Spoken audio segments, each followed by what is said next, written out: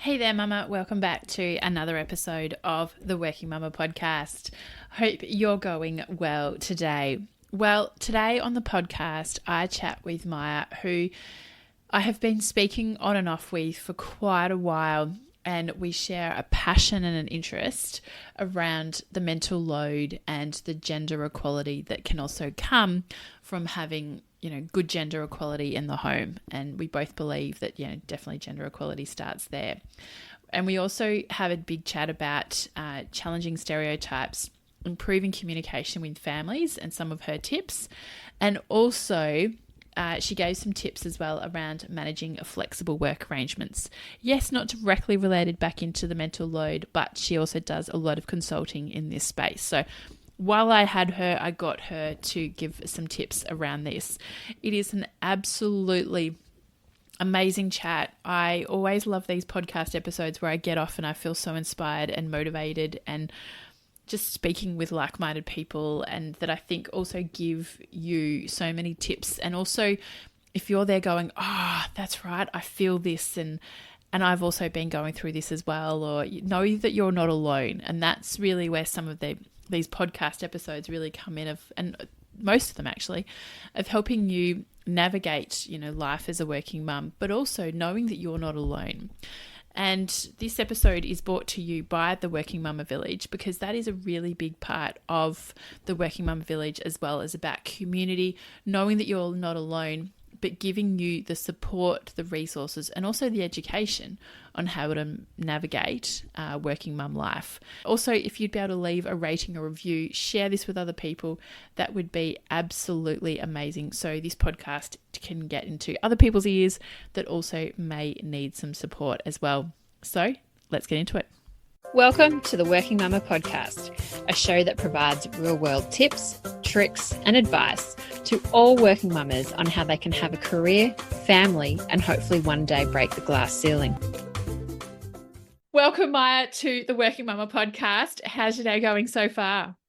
It's pretty good. It had a little bit of a few testy moments this morning with the usual, drop off. Actually, we're the typical sandwich generation, so not just kids, but also elder care. But I'm right back into it. Had a few deep breaths, and I'm here. It's good.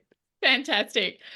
Well, Maja, do you want to just tell us a little bit about your background and your journey to where you are today? Because I know you do some amazing work around the mental load and also workplace flexibility, which we will definitely get into. And we've had to quickly click record on this because we were getting off in a whole other goodness of gold of conversation. So I was like, right, let's click record. But yeah, do you want to tell us a little bit about you and your background? Yeah, sure. And thank you so much for having me. Absolutely love what you do and listen to quite a few. And I think it's wonderful to get people to share lots of their experience in the background. But I have a bit of a funny background. I sort of say I'm not a millennial, but they used to kind of go like, you've changed so many things. I started off my career as an engineer, electrical engineer, a long time ago in IT and telco. Did most of work in terms of really managing people and leading groups of people from lots of different things, sales, engineering, operations. And then in 2015, left the corporate world, and with another colleague that I was working with together, we started an organization called Juggle Strategies. And our whole thought was that the way we talked about work and the way the work was being done in design was just not fit for purpose anymore. And what we were really thinking about is, okay, well, we're talking about knowledge work, which means that the majority of the work that we do is with our brain. Is work and how we do work designed to get the most out of, that tool of trade, really? And that was kind of our perspective and where we're coming at it. But really, if we really think about it from a deeply kind of purpose perspective, we really thought the conversation on flexibility wasn't really what it needed to be, because it was very much still, always talking about mums and working mums and all that type of stuff, which was very important. But our perspective was that if we came at it from that perspective, there would always be a little bit of working parents feeling like indebted for getting flexibility. And when we looked at the data and the evidence, flexibility is actually just good for business. And it was a regular conversation, in 2015, it was quite funny to have it, to go into executive teams and go, how you think you're doing something nice for your people and that's it. It's a bit of a furphy, right? And that always kind of used to get a reaction. But the whole point was there was plenty of data that actually, when you do this well, it's just good for business. And we're trying to shift that conversation. And that was lots of fun, sometimes tough because not all organizations were always open to it and didn't quite understand it.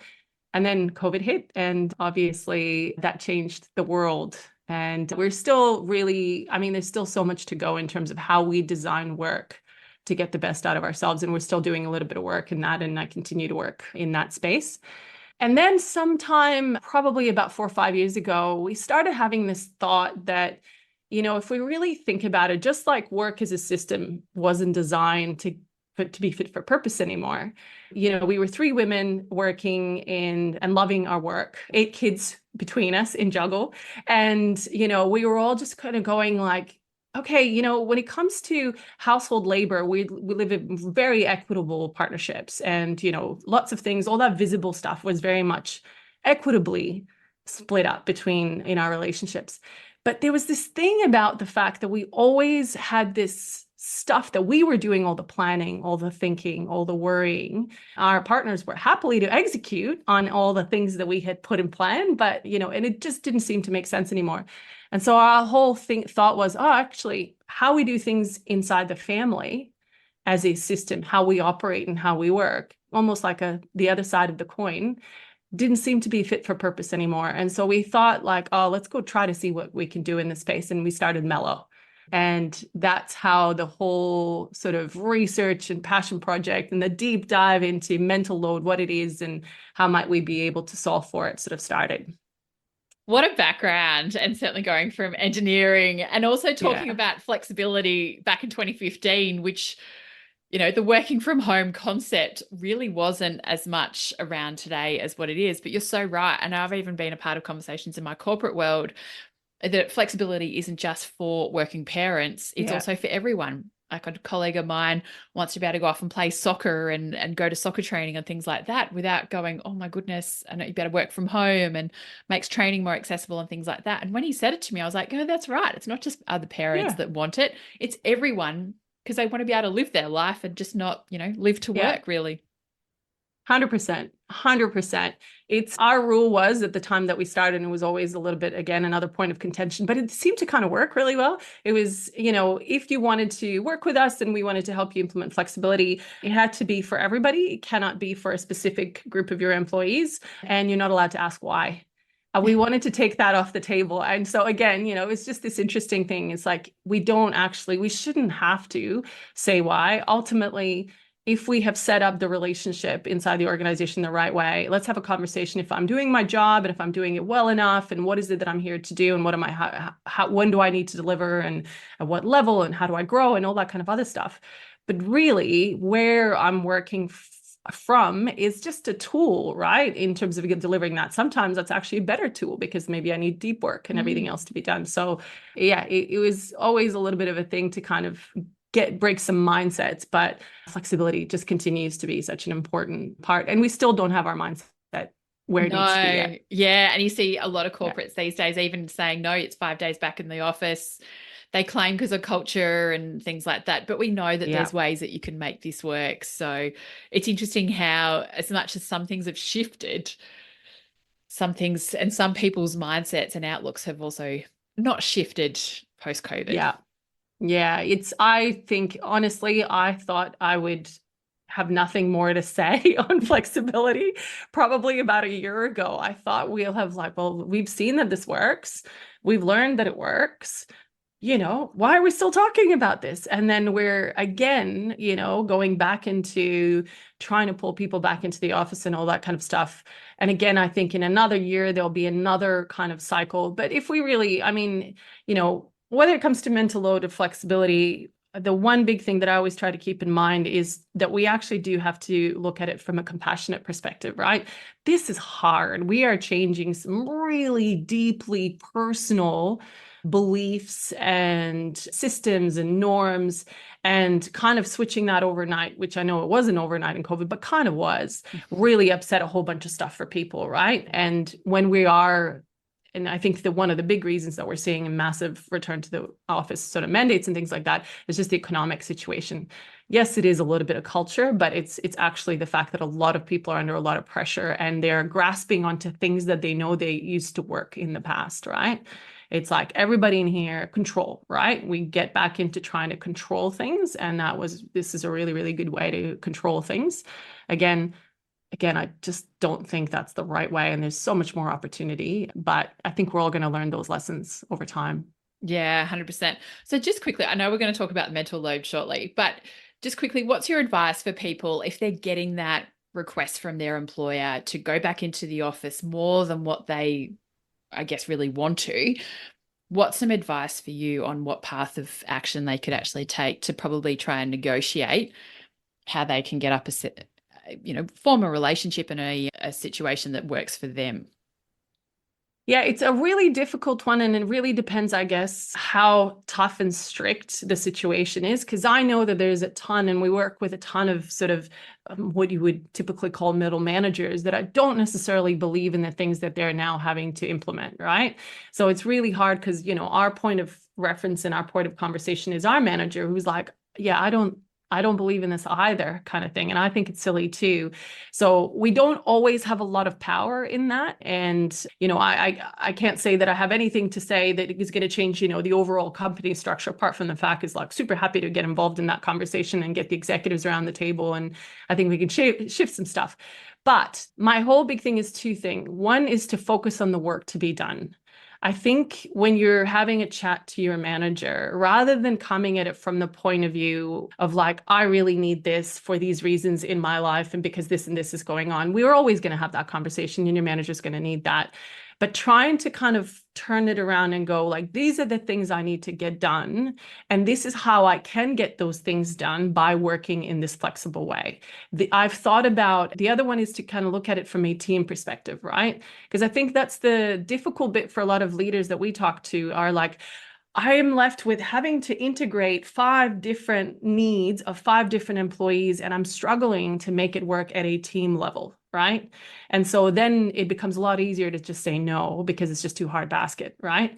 But if a person comes to them and says, I've actually thought about how this is impacting my stakeholders, my team, my all that sort of stuff, these are the ways that I will be keeping them up to date, or I'm not going to be in the way of deadlines happening or things. This is how I will continue to collaborate, make sure I nurture those relationships, contribute to culture, other people's learning, all those types of things. I think the conversation shifts massively, right? Yeah. Versus I need this for me, for these needs that I have, which are completely, again, valid. And we should be able to have that conversation. I just think, again, a little bit of compassion for that people leader that you're working with who has to kind of coordinate all of that and then take your business case, by the way, back to possibly their leaders for approvals and everything else. Just make that as easy as possible for them.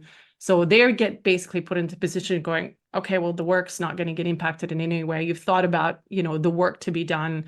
Actually, I don't see any reason that this can't work. I'm super happy to support your case, right? And do what you need to do.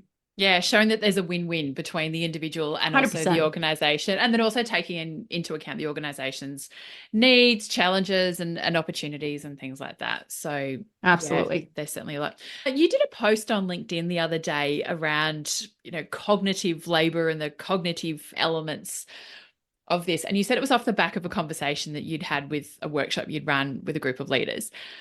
Do you want to just unpack what you meant by this? And what you see also as the definition, what's your definition as well of the mental load? So I know there's a lot in that question. Yeah, there is a ton. So, and again, I'll kind of split it up a little bit later into 2 aspects of the mental load. But if you really sort of think about it, maybe I'll look at first the cognitive load. So cognitive load or cognitive capacity, right? Every single one of us has a limited, finite amount of cognitive capacity, right? Amount of space in our brain for everything that we need to be doing.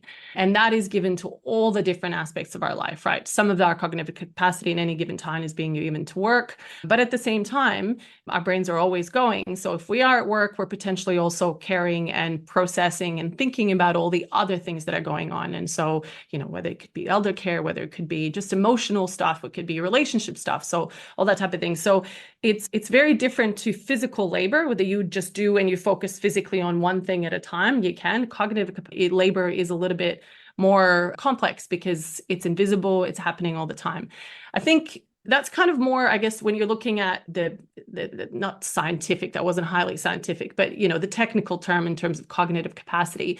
What we talk about when we talk about mental load is not just about managing that cognitive capacity and the load of everything that's going on, but I think we also need to in the, I guess, day-to-day conversation of mental load, acknowledge that there's also emotional labor associated with that as well.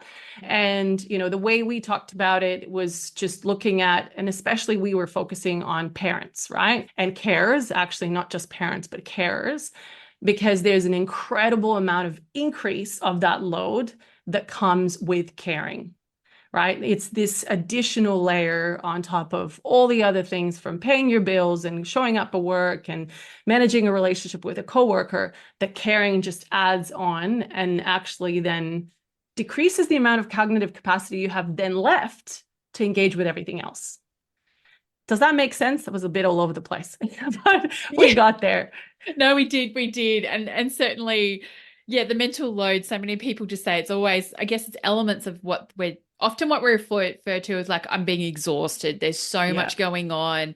But then, as you say, it's all the cognitive stuff that's, and we always often say, like, mums' minds are running at a million miles an hour of all the things that you might just be in a meeting, but as you say, you're sitting there going, what's for dinner tonight? What have I got to do? Drop off, pick up, blah, blah, blah. So our minds are always on. So I guess it's really that cognitive part where I think a lot of people feel exhaustion from, and that's also where they feel a lot of overwhelm from, of like, oh my goodness, like I've got all these things to do. It's all in my head. And it's just exhausting. And I know that there were reports. I know last night I was reading the Motherly report, the Parents at Work with Emma Walsh, like that report also came out recently. And they were all talking about how parents, and particularly women, are exhausted from taking on more of that emotional and also caring for children, but also that, as you said, that sandwich generation of the parents as well as the children as well. Yeah. And that's the big issue about why the mental load has probably become such a big part of the conversation, right? Is that we know that all of us have levels of mental load, no matter what you are. You can be 13 and you have your own mental load, right? But what we know, as I said, when it comes caring, there's such a huge amount of increase in that. And what we also know is that it's deeply gendered, and that it is absolutely not equitable in terms of the amount of that load that those in typically mothering roles take on, because we have seen, according to research, that this sort of plays itself out in same-sex couples as well, which is quite fascinating, that we seem to fall into traditionally coded roles in the past, and people sort of take that on. So not as much, and some research studies were showing that it's much, much better, but we seem to sort of fall into these gendered roles. And that because of that, women, or as I said, or those in mothering roles, end up caring a lot more, which then has a knock-on effect on everything else, right? As you said, well-being, yes, it's in our heads and it doesn't feel like we're doing anything, but actually it's incredibly draining and incredibly emotionally and physically draining. It also then impacts, with the way we used to think about it. If I'm then showing up, if in my relationship, in my family, I'm the one carrying majority of that cognitive load, because it is a finite capacity, I'm showing up with work with less available capacity than my partner is to engage with work. So it's almost like I'm showing up with one, hand tied behind my back. So that even my ability to participate in, work and everything else that might be deeply meaningful to me is never quite equitable. We're not on the same sort of position. So that's why it's something that's become quite interesting, and a lot of people are quite interested in, because it is absolutely something we need to try to shift. Yeah, and certainly there are so many research reports out there that all really support the additional load and caring responsibilities of women. Look, typically they will work, they'll be the one that'll take on more of the paid parental, or the parental leave when the child's first born. They'll be the one that'll generally work less than the full-time paid work, and then as a result they're then taking on more of that caring responsibility. And look, I feel this myself. I'll say that, yes, there was a time that I was probably more the primary breadwinner than my husband, but it's one of those things that I felt that pull. No, I want to be able to pick up my child from school and take him to swimming lessons and things like that. To be able to do that, I essentially work a 5-day week and to squeeze it into 4. But it's one of those things I've chosen to do that. But it's also, I've reflected on it as some of those systems and structures that I've seen. So my mum was a stay-at-home mum largely for most of my life. And I look at that going, do I want that? Not necessarily. But there's also elements that I still want to be there. And so it's also ingrained in society, and some of these stories and messages that we're also seeing. Yeah. this is why, and I think the biggest thing that we got to really, really understand, and then that I feel like there still isn't enough conversation about after the number of years that we've done looking into the mental load. And, as I said, I'm a big fan, like you are, from what it sounds like, looking at research and evidence base and data and everything else. I am fully convinced that this is mostly, by and large, a result of gendered norms in our society, right? Yes, I 100% genuinely, agree. 100%. I think, but I don't think, which then I don't mean to say that it kind of takes us off the hook inside our families by any means, but I think it's absolutely critical. We talk to people and we say, it's not which seems to be two ends of the conversation right now a lot of the time. Either women need to like lower their standards because their standards are too high and we need to drop the ball and relax a little, right? Which is one narrative on one side, and that makes it feel like this is a choice that we do all these things, like a conscious absolute choice. Or on the flip side, men really need to pick up their socks and like stop being lazy, right? And so those are the two ends of this scale. And in all of those, and I'm not saying that in a lot of families, including mine, there isn't some truth to that, right? That's how it sort of plays itself out. And a lot of the time it looks like that. But the cause of a lot of that stuff are not conscious decisions that we're making, right? I know before I had kids, this was not the plan. I'm like you. I've been now doing 3 years of research into this, and we are doing lots of things. And yes, in our family, the mental load is nowhere the inequity where it used to be, but it's by no means equitable yet, right? And so I think it's a long journey and quite a lot of things that need to be done. But it was never the plan. Like we were on the same page in terms of our values and we were very much an equal partnership before kids. And I always say pre-kids me would be deeply upset with post-kids me. Yeah. She would not be happy. How did that all happen? And then doing this research, I realized that it's not something I let happen. I need to recognize that I live in a system in society. I was raised a certain way. I continue to see role modeling and things like that around me, systems and structures around me push my behavior in a certain way. And therefore we have ended up here, right? So it's no one's specifically fault in a family, men or women, but it's kind of all of ours fault at the same time, if that really makes sense. But I just think coming at it from a point of view of like, let go, this is not a fault with someone. This is a system issue. And if we're going to do anything, we got to start from that point of view of compassion for each other to go like, we haven't chosen really this. Some people have, and that's fine. That if that works for them, that's great. But for the people that are frustrated, we haven't chosen it. That doesn't mean we can't change it, right? Yeah. But we start from that. Yeah, very much so. I'm with you. I'm a believer that gender equality, gender diversity actually starts in the home. So there's even the research reports are coming out of saying, look, corporates have a role to play in caring responsibilities, allowing certainly same flexible work arrangements for both men and women, parental leave and the like, which I think is fantastic, and corporates certainly have a role there. But there's also elements of it starting as well in the home, because we're not having those conversations. We're not having those conversations about caring responsibilities and encouraging and supporting the fathers to do a drop off, to do the pickups, so they can say, look, I've got to leave work to do the pickup or the drop off, or I'm late because I'm doing the drop off.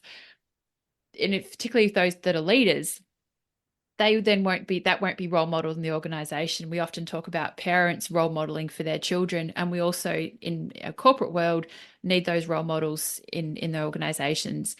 And I think it's with ING. I saw a stat last night that ING have actually now got more men taking parental leave than women. I don't know what their makeup of the organization is, but it's really interesting. But they've been quite conscious of promoting parental leave also for men. So it's also normalizing these facts at a corporate level, but so much as well, those conversations, as you say, need to start at home, if they can. And I know of people of males that if they could have taken parental leave and it was offered to them, but they've chosen not to. And so that's been something within their family, like, oh no, I can't possibly take 3 months away from my job. And you're like, well, your wife has just taken 12 months off and going back to a better position. So why not you? Yeah. Yeah. And it's being brave about those things because, again, that from that point of compassion, like in our family with our first one, I went back to work at 7 months and my husband took the next 10 months off and became the primary care for Ems. it was not easy. I will be 100% honest, and mostly on him, right? Yes, I had my own whole set of questions. Oh, where is the baby and who is she with? And I used to sort of say, I left her with the wolves just because I just could not like handle it anymore. Just by the end, I was so frustrated. But he had his own things, and especially when he went back to work, and he worked in one of the big four consultancies.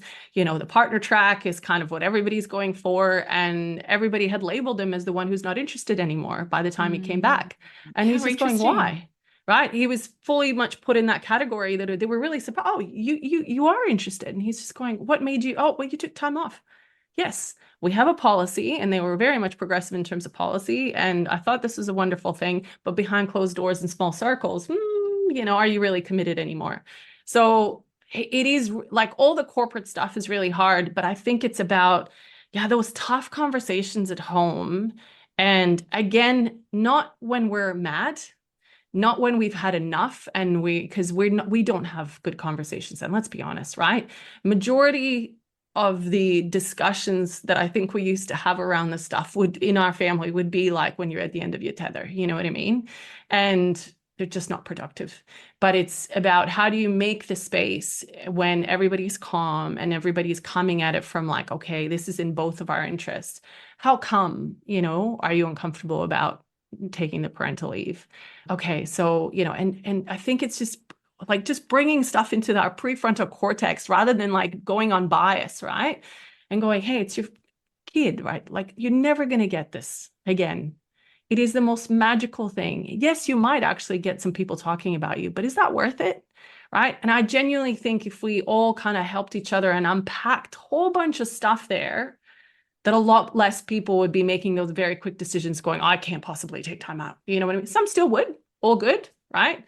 Their choices to make and all that kind of other stuff. But yeah, it's how do we support each other to be a little bit braver and push back on some of that stuff? Because there's no way to get this done without being uncomfortable, because it will be uncomfortable. We will hit against certain walls of societal judgment and structure and everything else, but we got to support each other through it because we think it's important, and that's the first step.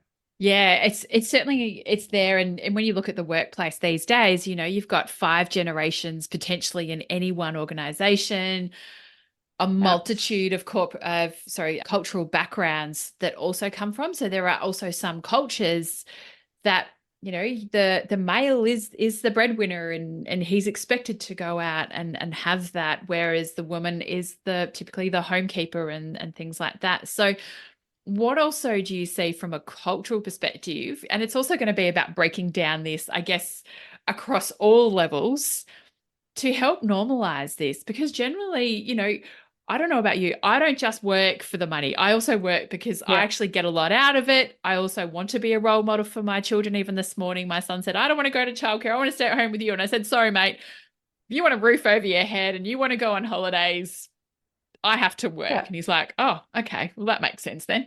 So it's one of those things that I don't just want to say it's not just dad that works, but also both mum and dad and role models and things like that. But what can we do to start having those conversations? And also, is it that we need to see more stories of dads in the media, or what are some of the things that you've seen as well and through your research that may start to shift that dial? I think there's multifaceted. I definitely do think that stories of dads in the media are really, really important, and they make a really, really big difference because it normalizes some of those conversations. I think that, especially what we found in our research is that the younger generations are very much switching the way they're doing things, and that they're much more taking, I think just overall, even just COVID helped, right? It has completely shifted how we think about work, even, and we're seeing that in the flexibility and the ways of working space as well. And by the way, from a demographic perspective, you're seeing that it's for men that some of the biggest shifts have happened in terms of their perspectives and prioritization and what the role that work plays, right? So I think that continuing to have those stories is really, really important. And then we continue to do that. I just also think, is us continuing to have that conversations that it's okay to have those things at home, and unpacking some of those stories we tell ourselves, right? And, I've mentioned Leah Rapana is an amazing research and academic in this space from University of Melbourne. And she just launched a podcast as well called Misperception. And it's all about the stories that we tell ourselves that are not actually true anymore. And I think it's just even on us to kind of educate ourselves a little bit about that, because then we can at home kind of go, when you think, oh, I'm just better at it, right? You have no idea how often we heard that women are just better at it, right? And you go, okay, but it's biologically, women are just better at it. That was the narrative sort of thing. And there was even made a comment, I was a parenting expert, and I'm blanking on who, but it doesn't matter. Sort of talking about, oh, it's the hormones that makes us kind of better at it, that we're built with. And there's absolutely no scientific basis for this, right? We may be better at it, but it's because it's certain things inside our families, because we've just had more practice. Right? When you take 12 months off and you're looking after a child, you become very, very good at not forgetting the bag and making sure that that bag and baby bag has everything that it needs to, and not forgetting the hat and the sunscreen. And then, the dad gets told to pack the bag for the first time, and they forget some of these stuff, and we get frustrated, and we're like, well, women are just better at it. No, we've just had a lot more practice, right? So some of these structures kind of make us so unpack that and pull that away, because sometimes I go, okay, in terms of mental load, which part are we better? Planning, thinking ahead. I mean, some of these people are strategic planners, they're project managers, like all the skill sets to do this stuff are 100% there. They just don't get transferred and used at home because we have set things up in the way we do those things to not have to lean into that skill, right? Because we've taken on certain roles inside our families. So I think first is just us educating ourselves. Where does this come from? Women are better at multitasking. Again, not true at all, right? Research piece after research piece has proven that. We're just very good at switching, and we've kind of learned how to, juggle and all that kind of stuff, but we've learned it. And so if it's a learned skill, then anyone other person can learn it. Absolutely can learn it, right? So I think the first thing for me would be that we all continue to have that conversation and educate ourselves a little bit about some of those stories that help us perpetuate some of that stuff at home. I think it's better, and it would be healthier for us to sort of say, hey, I know that my partner can absolutely do this, and I'm not better at multitasking and all that kind of stuff. But then kind of making a conscious decision to go ahead and do it anyways and take on more of it, great. What I have a problem with is when we're not making that conscious decision and we're just perpetuating some of the same kind of stereotypes. And, like, it's so hard. You see things on TikTok and social media, like, mom's brains are like this and dad's brains are like this. And, and it's humorous and it's lovely, and you kind of feel seen in your role sometimes, and you kind of identify with it. And then I just sort of go like, we also have to be careful, because we're just perpetuating some of these things that actually don't have to be true, right? Are not biologically the reason. Like, there's no reason that we're like this way. We are just behaving that way. It's learned behavior. Therefore, we can unlearn it. And can we be a little bit more careful? So I know I feel like I'm a bit of a buzzkill sometimes when I say this to friends, you know what I mean? Going, yeah, can we just be careful also about that? Because, yeah, you do feel seen. You feel like you have a community and you identify with, but I don't think it's helping us, if that makes sense. Yeah, it's certainly challenging. It was funny last week. It was my son's birthday, and I'd planned like, okay, this night I'll go out and get the lolly bags. This night I'll make the cake and blah, blah, blah. And then I was like, I got invited to something, so I couldn't do the lolly bags. And I said to my husband, all right, you're responsible for the lolly bags and the decorations. And it was weird because like Thursday night, I'm like, have you got it in play? And he's like, yeah. And I'm like, so then Friday he's ringing me going, what do you reckon? I'm like, yep, sounds good. He comes home. He's made the best lolly bags. He'd bought these great decorations. And he's like, see, I can do it as well. And he was really proud of himself. And I then had to reflect and go, oh, Karina, like, you've let go. He's owned it. He's done it really well. He made up the lolly bags. You didn't have to worry about it. But also in response, yes, you didn't do it. He didn't do it the way that you would have done it, but we've got still the same outcome. Yeah. And so I was like, oh, because sometimes I feel with birthdays and Christmas, I seem to be doing everything, and all the questions come to me. And I also try to deflect them onto him and that. But this year I'm trying to make more of a conscious decision, because that's just one element, but it's also rewriting for both of us. Yeah. what are those things? Who's taking on what load? And I was like, no, we've taken two to tango to make these, it's taken us both to make these kids. He can Yeah. also help with the birthday parties. And it actually then came, but it was quite a light bulb moment for me going, no, just let go. Yeah. We've got different ways to achieve the same Yeah. outcome. But so to your point about making those conscious decisions, Yeah. but also I found communicating what my challenge Yes. was, of actually saying, oh my goodness, there's this going on. Can you look after this? And he's like, yeah, fine. Yeah. But in my head, oh no, he might not want to do it. But it was a conscious decision. But by asking the question, he took it and ran. And I'm like, right, Yeah. happy Yeah, no, days. definitely. I think it's a really, really good point. And so, those who heard or had seen anything from us, sort of from Mello, the one thing that I kept on harping about over and over and over again, and looking at that behavioral intervention, because I think in order for us to really change things in terms of the mental load, getting better organized is not the answer, right? Well, it is the answer. It's part of it. We can lower the amount of stuff because we can use technology, and there's some wonderful things out there. And I think it's really, really good. But for us to deal with this gender inequity problem, so there's sort of two issues. Is one is the amount of stuff, but the second one is how we actually split it up in the gender side of things, is how we do things differently. And maybe it's the engineer in me, but I like things, right? So in our family, and it may sound a bit silly, and sometimes people are like, oh, are you corporatizing the family, whatever, but it's actually just more learning about what makes teams work really, really well, and then stealing that and implementing that at home. What we did, and what was honestly for me completely changed my marriage, is on a Sunday night, and for us it's just in the calendar, it's about 8 p.m. just so we don't forget, because we're by Sunday night you're just dead tired, sitting on the couch watching Netflix. It's like, okay, pause for a second, and we have what we call a family huddle, right? And so sometimes the kids are part of it, like if there are big trips coming up, or we want them to kind of be part of certain conversation, and then we do it earlier around dinner. But Steve and I sit down and we just go, okay, right? So what's coming up this week, right?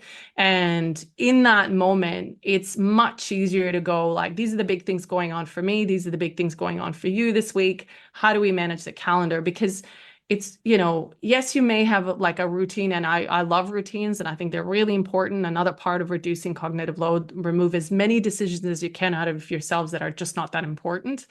But sometimes things change, right? So if I'm traveling, if I'm doing some stuff, okay, you're going to have to do, drop-offs, taking to sport, whatever on this date because I'm on a plane.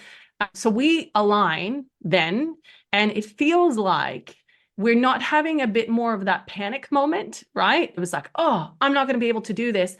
Pass the ball really quickly. Now, that's always going to happen sometimes, not always, sometimes.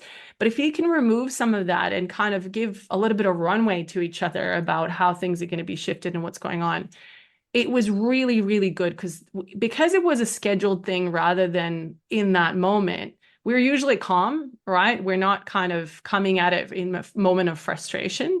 And it's like, okay, you do this, I do this. Who's going to do the meal planning this week? Who's going to do the shopping list? And we started splitting up things. So not just the actual labor, but with that, slowly the mental load as well. And it is a slow process, and it's not going to happen quickly, and it's not going to be perfect. And, again, I have Emma's 13 years worth of practice of carrying most of it, right? So I can't expect that to like straight go away. But the huddle has been absolute game changer, because the other thing that happened, apart from removing the fight and that in the moment kind of having to shift things and me knowing that's yours, this is mine, and I'm just going to trust that you're going to get that done. And if not, ask, right? Yell out. What became also very apparent to Steve that wasn't before is the planning cycles. So birthdays and Christmas and school holidays, like school holidays in all the research with Mello is like one of the like so gendered in terms of who does the organizing and the planning, right? Even in families that were very good in terms of separating labor and being equal, for some strange reason, the mums were always doing that work, right? Of planning and organizing and coordinating. But once we started huddling up, like I'd be like, ooh, school holidays are coming up in a couple of weeks, right? And after a couple of those cycles, Steve became just aware of what was coming up and the work that I did. And so after a while, I was like, hey, how about you plan it out this term? right? And this is what I do, by the way. And these are the moms I get in touch with or the parents I get in touch with. And this is the list of camps that I go to. And this is how I do it. But how about this time you earn it?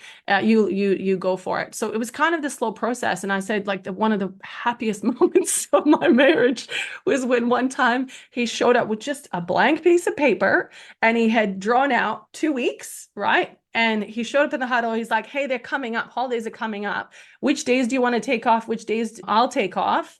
And like, let's plan it out. And I was like, this is amazing. So not only did he know that it was coming up, but he now actually took initiative and brought it to the table to discuss. And it was just because we had this like habit now, you know what I mean? And all that invisible stuff, because again, it was completely invisible to him, became very visible. And we had this place in which we made that visible. And so it wasn't just the weekly stuff, but like even the long-term planning. So, you know, as we get closer to Christmas, it starts becoming part of the huddle conversation. And then I become a lot more conscious with plenty of notice going, how about you look after this family and I'll look after this family, right? And then we'll come back together and we'll kind of discuss it. So as I said, for me, the huddle became just that nudge towards conversation and communication that wasn't, you know, emotional, but it was very practical. And it wasn't just day-to-day stuff, but long-term as well. I guess, as you said at the start, it's also about taking what works in teams and bringing it into a home life. And we all know that planning alignment, we see in teams, they have their regular huddles, you know, what's happening. We have our weekly catch-ups and things like that with our staff of actually saying what's going on. Yeah. And also then transferring that into our home lives. I think that one of the biggest things across all the podcasts I do, the one theme that comes across everything is about communication. Yeah. The more that we communicate, the more that we're open, we're asking those questions. Because I think as well with mums and the mental load, we often just assume, oh, it's easier, I'll do it myself. Yeah. But the more that, as what you said, we can articulate it, have those conversations, bring it to the norm. The first couple of conversations about something may not be the way that we do it, maybe a little bit uncomfortable, but the more that we can unpack it, make it visible, over time, it gets easier and easier and easier. And then they will start, you know, doing it. Like my husband hates how I do the clothes washing. So every time I have to do something, I'm like, calling, how do you want the towels done? Or how do you want the sheets done? Because I'm like, I don't do it all the time. He does all the washing. I don't do it. Even I don't even, I just don't remember to put it out when he's done it and I'm working from home. That's a different story. But, you know. Yeah. But it's great, right? Because that's the whole point is sometimes people get uncomfortable sort of going, well, I'll let it go and I have to accept whatever standards something is done at. Again, if you're on the same page in your team, that's not necessarily true. You can sort of, hey, like, you know, the laundry is just sitting on a pile on the floor. Yes, it's clean, whatever. Like, come on, you know, it's not quite like, it doesn't make me comfortable. It makes it really difficult. Let's have the conversation about how might we as a family be comfortable with what's the acceptable level of imperfection. I don't aim for perfection. I think we let go of that, right? No. But what's the acceptable level of imperfection that we can kind of aim for? Same with, you know, making kids lunches and all that kind of stuff. Yes, we're going to have to be definitely accepting that we will do things differently. But I think, you know, we can still aim to kind of have what we all agree on is an acceptable kind of level of that. And I love that from the Fair Play cards and some of the work, you know, that's come from there as well. I think I just wanted to reflect on one thing because it made me think about it. Culture Amp just did a conference and they had Esther Perel, who I adore, on there. I swear she communicates complex issues in a very simple way without taking the complexity away, like doesn't oversimplify something. And I don't know, it's a gift. But she talked about relationships and what you were just talking about, having those hard conversations. And she was speaking about relationships at work. And then she sometimes talked about it in terms of even the way we parent. But I think it definitely applies to all relationships because we know she's also a couples therapist and stuff like that. She said the relationship is two things, and both at the same time. Yes, deep care and love and empathy and compassion for each other. And that's really, really important. But there's also an element, because it's a system, right, of responsibility to this system, of accountability to the system. And she said, you know, it feels like we've all over a whole number of years in our parenting, in the way that we lead people at home. But it made me think about even at home, right? is that we've kind of really leaned into, we love the care and the love and compassion and all that kind of other stuff, but we kind of think this is it in terms of a relationship. But it's okay to actually ask for responsibility and accountability of each other and of our kids as well, asking them, what is your responsibility to this system, to this family? What are the things that you are bringing, kind of thing? Because I think it's just a natural human thing. And so, yeah, when I thought about it that way, and I thought about in that relationship, I do think that we hesitate sometimes to have those tough conversations in a calm manner. Yes, we have them when we're angry. I don't think that's productive, right? But how do we sit down and have a tough conversation going, I'm drowning, right? And this is not working and all that kind of other stuff, and asking for the things that we need, and we need things to change. And then is it working or is it not? And how do we try something that might work for each other? So I think that it just made me think about that. And I thought that was just a really wonderful way to put it, sort of thing, to really lean into that tough conversation and be okay with the fact that someone might not react very well, by the way. It's okay, right? They're human. They're going to have a reaction if they feel that they are being blamed, or if, sometimes it can get defensive or whatever. Let's work through all that, but it's worth it, right? That hard conversation is worth the change that comes on the other side of it. Yeah, because it may not, for some people, and that is what we're saying, like if we change that conversation and change that perception at home, it's going to have such a ripple effect across the other parts of society. And those conversations at home, the first conversation may not be the easiest. They may go, look, I've got this work commitment or something like that. I've got to be in the office on this day or something. I can't do this. You're like, okay, but at least you're having the conversation. You're raising up to the surface and not just assuming they can't do, say, a drop off or a pick up of childcare. Like, I know the days that both my husband and I are in the office, it's madhouse. It's insane. But I know mentally, I'm like, those days are just chaos, but I know the next day will be okay. It is what it is. And then I even had some friends a couple of weeks ago saying to me, oh, but Corinne, you and Liam, that you share the load pretty well. I was like, yeah, but I've also been quite intentional about it. I've said to him right from the outset, I'm not doing all the drop-off pickups. He said, yes, I also want to be a hands-on dad. And he's got a senior role and part owner of a business. But he's also got responsibilities, but also he juggles it around because of what he wants to do in himself. So we've had many a conversation around parenting, but we also still do have a lot of awkward conversations of I'm busy or this happening and travel and blah, blah, blah. So it's one of the things, I don't think it's a set and done thing either. It's something that we need to continuously work at. And yeah, as you say, there are going to be different weeks, but I think, as what you're saying, having that first conversation, it's not going to be easy, but think about it as a game of millimeters. You may go forward 2, back 1, but every little bit that you do, because you're also not doing it for yourself and your partner or your husband, you're also doing it for probably your children and then the influence that they're having. So as what you said, the younger generation coming through now are actually wanting to have more of a shared care arrangement as compared to probably our grandparents typically does that. Why is that? Because they would have seen the role models, no doubt, of their parents. So the more that we're doing, think about the ripple then is also coming across society. 100%, 100%. And not to underestimate the little things, just what the kids are showing, who's watching and who's doing it. And sometimes, honestly, it's become a bit of a game in our household. Like, how do we flip the norm a little bit? When, I'm being an engineer a long time ago. I mean, I'm very comfortable in this world, but, we needed a toolbox inside the house. And I went shopping for the toolbox with my son, right? And this is mama's toolbox. It's the family toolbox, right? With all the things. But I became very conscious of just playing with it a little bit, right? It's not that big of a deal and whatever, but how can we kind of get the kids where you're shifting and kind of trying to break apart these things? And as you said, sometimes little, sometimes they're those big conversations. And sometimes, honestly, the conversations that we have with ourselves as well. That I remember one of the people in one of our research studies when we were having the conversation, and it wasn't the first conversation. We came back to follow up on some of the stuff that they were doing. And she said, it just made me think about so much. You just made me think. She's like, I just realized that I operated under the assumption that this is my lot in life. Like, this is my thing. It's on me. And then she said, when we talked with you guys, it's like, oh, where did that come from?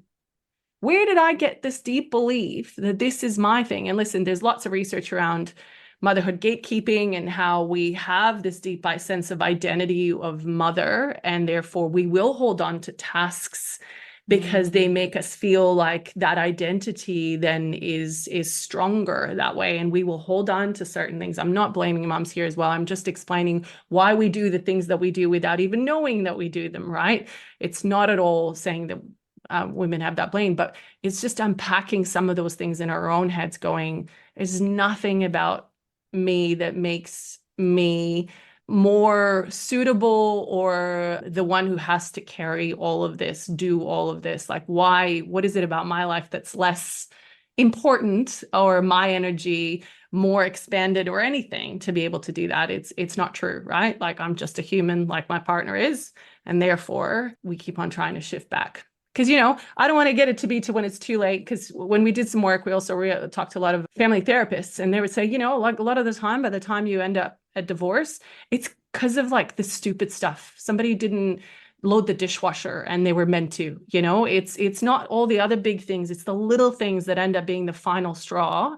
And then where we're seeing things today is that, like, some of the well-being studies are saying that, divorced women with 50-50 custody are some of the happiest people out there in terms of well-being, and reporting that. I'm like, well, hold on. We don't need to go to that level. How do we fix things today so we don't have to get there to fix our own well-being as well? Yeah. And certainly, as what you're saying, like, mums are typically, the levels of exhaustion and burnout, what we see is increasing and it's not decreasing. Yeah. So you then think, okay, why is this?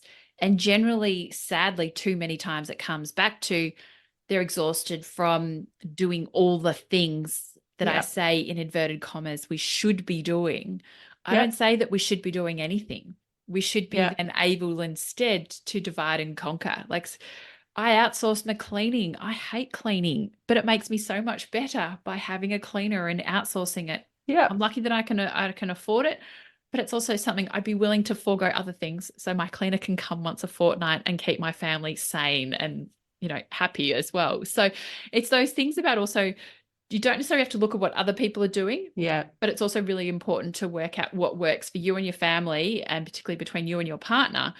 Have those conversations and get on the same page, because that ripple is going to be huge. And, if you're leaving loudly at work, and I even had someone ask me oh, you're leaving. This is at like 4:30. I was like, yeah, because I need to go home and pick up my kids. He's like, oh, I didn't realize you can work. And I said, I'll just log on later. And he goes, well, can you do that? I'm like, well, I do. And that's the way that I work. And that's just the way that it is. So it's interesting that different people's perceptions, but it's what you're saying. It's those stories we're telling ourselves, the stories that we've heard. We continue to see in the media of what a good mum is. You see it on TikTok and load, but let's break it. Let's be uncomfortable to then create change for the future. Yeah. Yeah. I think that's the bit is the recognizing also that you're going to be uncomfortable. So sort of knowing what's coming on the other side of it. Like, for example, I'm not much of a baker, and a long time ago, I decided I will not make my kids cakes, right, for their birthday. And you have no idea the amount of discomfort, like, when I decided that, even though I was like, I am feminist leading with this thing, but at the same time on the inside, I was like, oh my God. One of my friends, like, I love her, and she always pokes me. She's like, you don't love them enough. You don't love them enough. Just as a joke, right? Because she knows that it's this struggle that I have internally. On one hand, I'm like, I'm not a baker. That's not what I bring to the table. We're going to buy a cake every single time. But at the same time, I have become I'm like, where's this discomfort go? Like, why is this so important? Especially when you have the wonderful, was it a Women's Day, like books, and the kid, I've heard about this because I'm Canadian. I didn't know about it. So, you choose your cake and then mom bakes your cake. I'm like, nope, we're not doing that. But there was discomfort. And there was almost like a little bit of shame for the first few years, especially when they were little, right? Because they wouldn't get a cool, I don't know, train cake or something. They would just get, and so knowing that there's this discomfort every time you push back on things, but you can handle it, right? And it's important and it's okay. And then over a while, we move on from that, right? And what's the next thing that's not serving me today that I can kind of let go of, sort of thing. I think it's just being aware and compassionate enough to go, it's going to be a bit uncomfortable, but it actually makes a lot of sense. Right. Yeah. As you say, coming back to your why, knowing what you bring to the table. And I've Yeah. made a few of those cakes, and trust me, halfway through the process, I'm going, why am I doing this? But I actually do have at the end of it, I do enjoy the process. Oh, But they're wonderful. it's one of those things I'm like, I'm an idiot for doing this. But you know what? Bring your skill set, and doing arts and crafts is not my skill set. So I bring it in other ways. Yeah. Maya, I could keep talking about this all day. As you can tell to Me listeners, too. we are very passionate about this topic, and Maya and I have spoken a number of times about this. Is there anything else that you, or any tools, tips, or advice that you'd like to add on for people that we may not have already covered? Obviously, communication's a big one, being uncomfortable, and yeah. Yeah. I think the biggest thing for me, and it's kind of like an overarching thing, is to not rely on your own, I guess, willpower of what you want to do, right? So if you then decide, okay, I'm going to communicate better, do you know what I mean? And I'm going to do that, because your cognitive capacity is extremely limited and you never have time to remember to do the thing that you said you're going to do. I mean, we know this about behavior change, right? Well, oh, I'll meditate, right? And then unless it's like completely scheduled in and there's a part in your day where you've attached it to something else that you do, you'll never do it. So I really believe in building habits and building, that's why the huddle thing was something that we don't have to decide to do, but it's like scheduled in, and now we just don't even think about it. It just happens every single day. So think about systems and things that you can build inside your family to remove decision points, remove the point in which you have to decide to communicate with your partner, or to decide to, what do we even, I mean, like it's, I think I mentioned that in the post, like we have a Google Doc. It's so ridiculous, of things we can make within a half hour, right? Meals.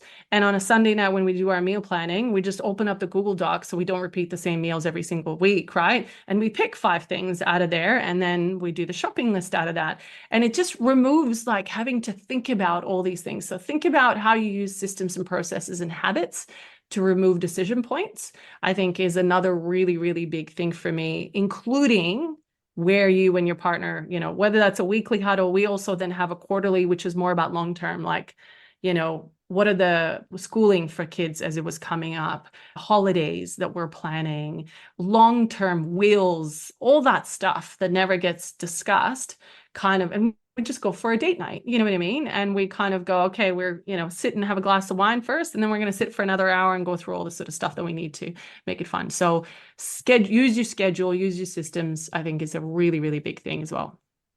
Fantastic. Well, I've absolutely loved this chat. Just quickly, what do you do to fill your cup and for self-care?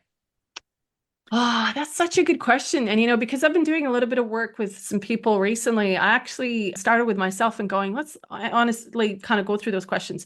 I love being out in nature. So I bushwalk as much as I possibly can. There's something about being out on a trail that just changes everything in terms of my mental health. I am a very bad as an inconsistent meditator as well. I find I'm a much kinder person in the way that I show up in the world when I just have 10 minutes. So those are my 2 big things, on top of, the regular things, which is just about being around other people. As I get older, the value of connection with other humans that I love and care for has just gone through the roof for me. And so I intentionally, again, schedule a lot of things and times where I can spend time with people that I love. So those 3 things would probably be my biggest. Amazing. Well, thank you so much, Maya. How can people get in touch with you? LinkedIn's always the easiest. I'm on there. So a bit of a funny spelling. So Maja, and then I'm sure you're going to put it in the podcast as well. I am, And in yes. the name. So yeah, LinkedIn's the easiest. I'm on there. Please engage in the conversation. I love all the amazing chats. And, I know you post a lot of really great content and share a lot of things. So that's probably, I'd say, the easiest. Amazing. Thank you so much. Oh, I've loved this chat. As we said, I can Awesome. talk about, we're both so passionate about gender diversity and the mental load, certainly starting at home. And I absolutely loved it. So thank you so much for this. We'll have to do it again soon. Thanks for having me. Thank you for listening to the Working Mama podcast. Subscribe to the podcast on iTunes, Spotify, or your favorite podcast catcher. Please also feel free to contact me on any of the Working Mama social channels. Remember, Mama is MUMMA, or website www.workingmama.com.au. I would appreciate you to share this podcast with friends and colleagues, especially those that are parents managing the juggle. And I would really appreciate if you had to take the time out to leave a review of the podcast. Thank you, and see you next time. Have a great week.